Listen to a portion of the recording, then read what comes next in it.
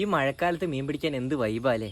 നീ എന്താ കുറെ നേരമായിട്ട് നോയിക്കൊണ്ടിരിക്കുന്നേ? എടാ കലങ്ങിയ വെള്ളം ആയതുകൊണ്ട് നേരെ കാണില്ല, പക്ഷെ കുറെ നേരം ഏതാ രണ്ട് കല്ലിന്റെ ഇടയ്ക്ക് ഒരു മീൻ നിൽക്കുന്നു. എവിടെ? ശരി, ഞാൻ കണ്ടതുണ്ട്. സുഖം, നീ മുണ്ട് നേരെ ഇട്. മീൻ പിടിക്കാൻ വരുമ്പോ ഒരു ജെട്ടിയിട്ട് വന്നോട്ടെ, വലയായിട്ടെങ്കിലും ഉപയോഗിക്കാമല്ലോ. ഞാനേ കുറച്ചും കൂടെ മാവിടട്ടെ. എടാ നീ മണ്ടനാണ്, അതൊക്കെ കൂടുതലാണ്. ഇത്രയൊന്നും മാവ് ഉപയോഗിക്കാൻ പാടില്ല. ഇത് കൂടുതലല്ലേ? നീ ഒന്ന് അങ്ങോട്ട് നോക്കിയേ. എന്താ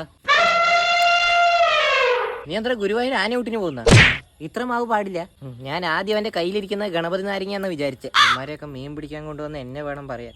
ഇതെന്താ ഒരു പരല് പോലും കൊത്തുന്നില്ലല്ലോ. നിന്റെ ഒറ്റത്തിന്റെ വാക്ക് കിട്ടാൻ ഞാൻ മീൻ പിടിക്കാൻ വന്നത്. നീ അല്ലടാ പറഞ്ഞു നിനക്ക് നന്നായി മീൻ പിടിക്കാൻ അറിയാം, ഏറ്റവും കൂടുതൽ മീൻ പിടിച്ചതിനുള്ള അവാർഡൊക്കെ നിനക്ക് കിട്ടിയിട്ടുണ്ടെന്ന്. ആ അവാർഡ് കിട്ടിയിട്ടുണ്ട് പറഞ്ഞൊക്കെ ഉള്ളതാണ്. അവാർഡ് കിട്ടിയിട്ടുണ്ട്, മാതൃഭൂമി പേപ്പറിൽ വന്നിട്ടുമുണ്ട്.